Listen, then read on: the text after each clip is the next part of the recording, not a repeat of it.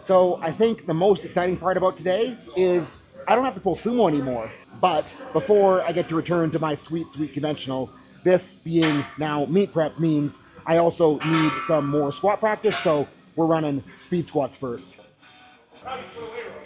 And if you're wondering why I'm doing dynamic effort work, it really has absolutely nothing to do with bar speed or acceleration or force production. It's entirely intent, mental, and technical. Posted the full why do speed work breakdown in the team activated classroom today, so if you want to do some learning, go check that out. And I swear there is a green plate underneath the yellow to make it easy for me and Darrell to change weights.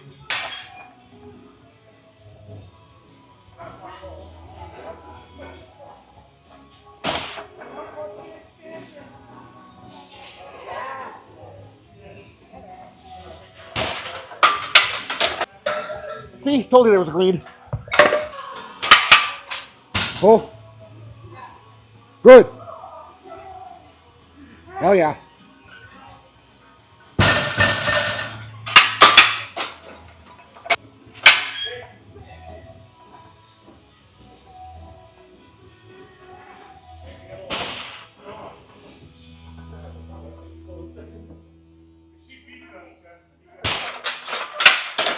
Yep. Pull, pull, pull, pull. Yes. There you go. Gotcha.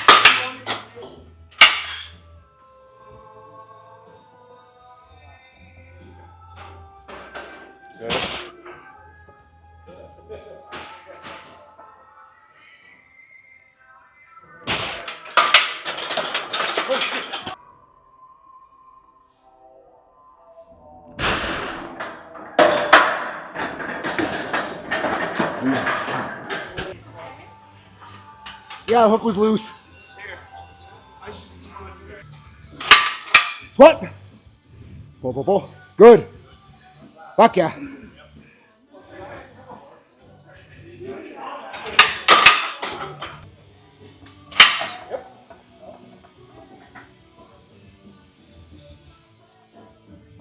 One more.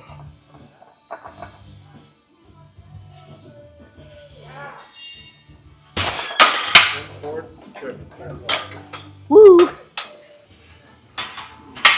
What? Yep.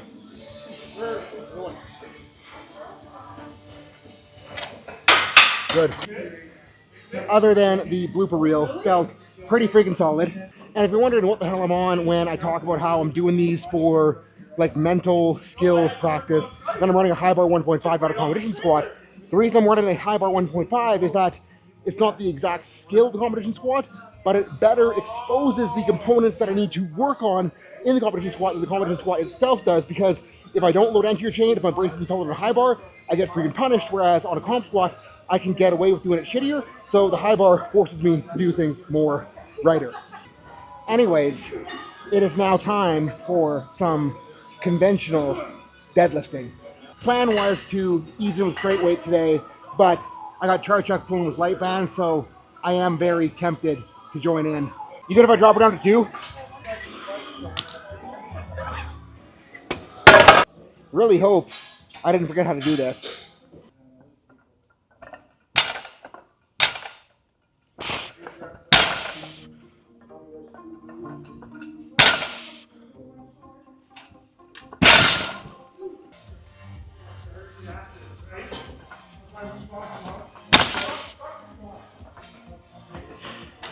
And the weirdest thing about this is the last time I pulled conventional, I was a hell of a lot fatter. I know everyone says like, oh, the skinnier you get, the better your deadlift leverages are. But when I was fat, I was so good at using my belly to help me build more tension to the wedge that the bottom end feels a little bit soft, but we know how to figure it out, so we'll figure it out. Anyways, charge jack's going 5, so I'll show that to show what a real deadlift looks like. Big in!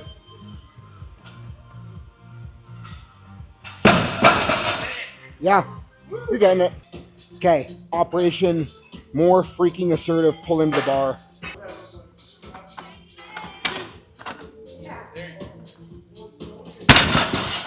That was okay. I don't know if this is good news or not, but it looks way better than it feels. and charge arc's gonna go 305. For reference, my best ever with this setup is 290 kilos, so this is pretty freaking okay. Big in! Yes! That's fucking nailed. And after seeing that, only option was to dry scoop 2 packs of electrolyte powder, nut up, and put 5 plates in the bar.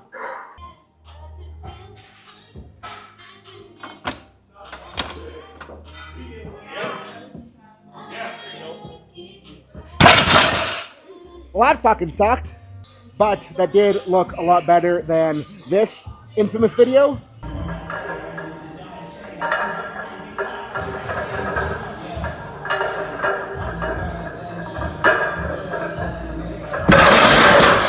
And I was like 5 weeks out from pulling 7-Eleven out of meat, so we're in an okay spot. And part of me is very tempted to go up, get more pissed off at it, and try to do better. But I know that long term, getting a bit more good work in without the band is going to help me more.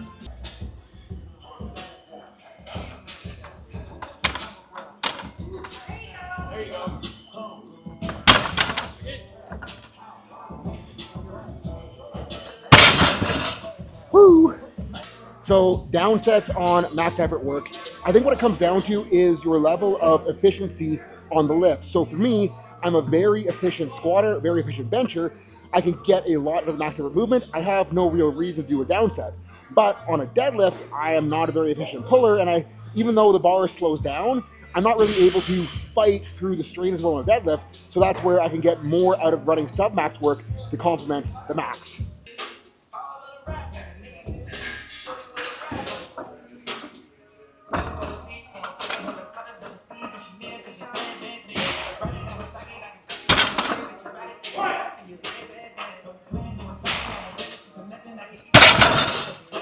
And I know it doesn't look like much now, but I am really freaking excited for that being the start point for this meet prep.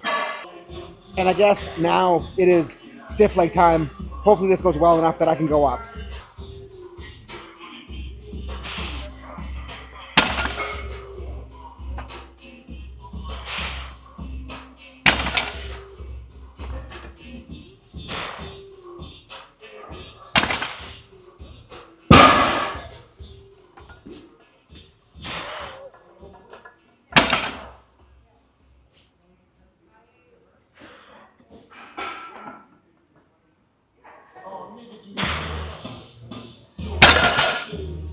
Take that as a reminder that what you're hoping to do doesn't freaking matter if your backside is gassed from your downsets going into stiff legs. So we're making the smart call and staying there for number 2.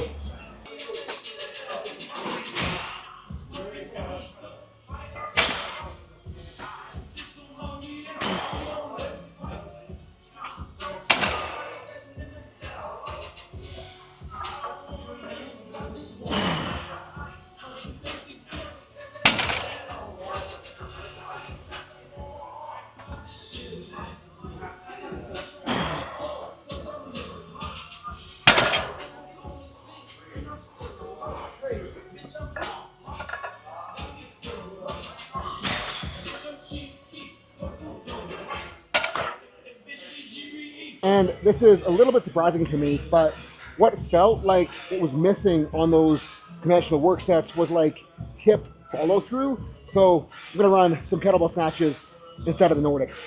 And like the better exercise for this purpose would probably be a Dimmel deadlift, but I don't want to run a Dimmel deadlift at this point in this session because I'd be a smash asshole. But I probably will bring a Dimmel into Sunday to try to get ahead of the butt not doing butt things problem. And this is basically just like a really freaking hard ass snap and then catch at the top. Butt, catch, butt, catch. You get the picture.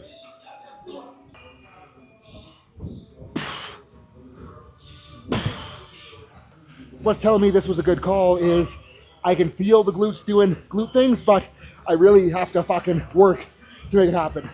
Because it's like fighting for him to go now should mean that I have to fight a little bit less hard the next time.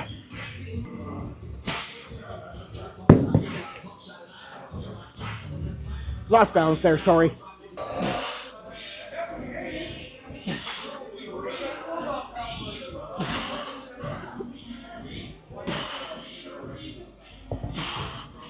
And starting to think that the glute feeling a little bit weird might be related to some hip motion restriction stuff.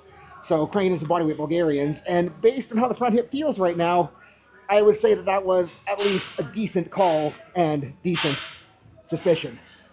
Feels very tight, FYI. But we're kind of getting somewhere as we go. And I've been like freaking busy lately, so I haven't been doing as much hip prep work at home, which is an excuse. Like the reason I'm saying this is I'm taking today and how things are feeling as a reminder to get back on my shit. Oh yeah, set 3 feels way freaking better.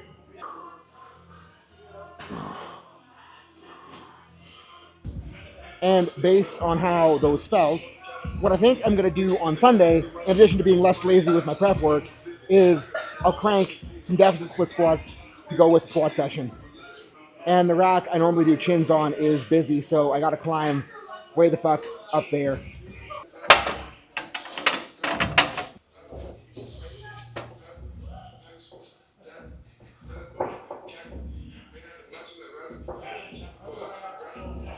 This always feels sketchier than it probably should.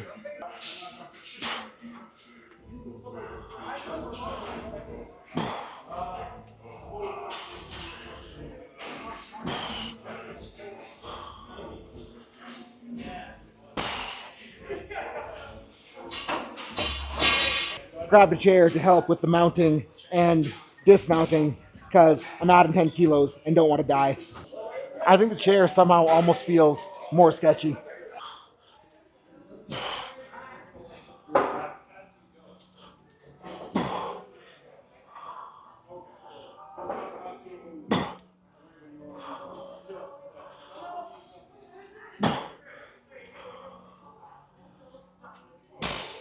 I'll leave her there for set number 2.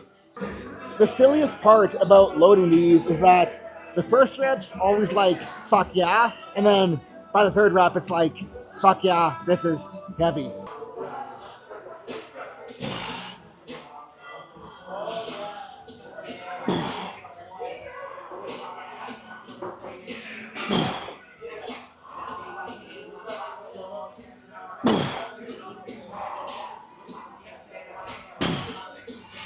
Yeah, that got heavy.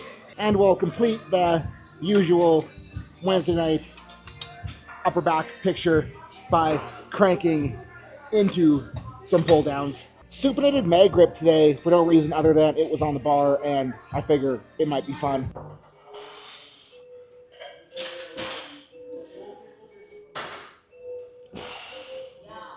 And I know I said upper back, but when I said upper back, I meant lats because I'm not a pseudo biomechanics influencer that's too stupid to understand the lats function in the sagittal plane.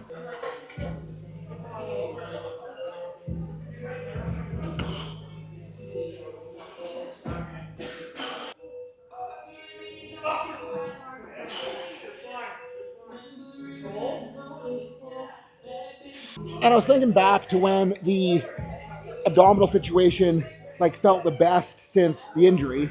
And it was during the training cycle that I did right after the injury in the basement gym before I had a glute ham raise. So the only real ab training option I had at the time was the cable standing abs.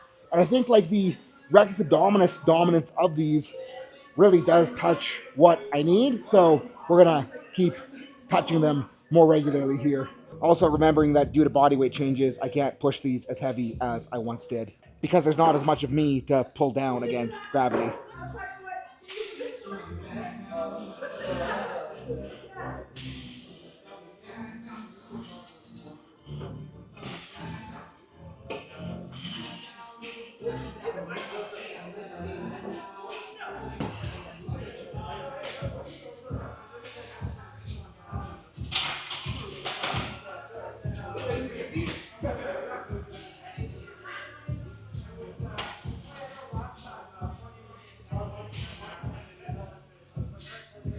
And there we go. Day 3 of the meat prep in the books. And like, I'm pretty freaking stoked with the start point so far, and it's obviously not amazing. I'm obviously not as strong as I was at the end of the last meet prep, but what I gotta remember is I freaking shouldn't be based on how the last 6 months have looked. And like going from sumo to conventional, I should expect conventional to feel weird. Going from 6 months of sumo, losing 70 pounds, and then going into conventional, I should really expect conventional to feel weird. And a mistake I've made previously in very similar circumstances to this is I've let the feeling weird make me freak out and either do something stupid and drastic training wise or do something stupid and drastic diet wise. And every time I've done something stupid and drastic, it hasn't worked out. And what I've learned is things feeling weird when they should. All I really need to do is just stick it out and things will feel more normal as I adapt to the leverages and body weight and everything else. So guys, thank you so much for watching. And if you want to support the channel and get a more in-depth look into how everything I do works, have a place to ask questions, get form checks, even have access to exclusive team programming that is going to be very similar to what I'm running in the meet prep, just slightly modified to make it better for someone that is not me, hop onto the Team Activated community, hit the link below, sign up. You will not regret it. If you are serious about improving your training, this is for you. Tired of plateaus, sticking points, nagging aches, and pains? Welcome to Team Activated, the ultimate community for growing as a lifter and coach. Inside, you will find a place to ask all of your questions and get answers from some of the best lifters and coaches in the world. You'll be able to post videos and get unlimited form checks, as well as get access to our exclusive course library in the classroom, plus an opportunity to attend live AMAs and live lectures. There's even team programming that you can follow along as you get support from the community. Don't go at this alone. Hit that link and let's get stronger together.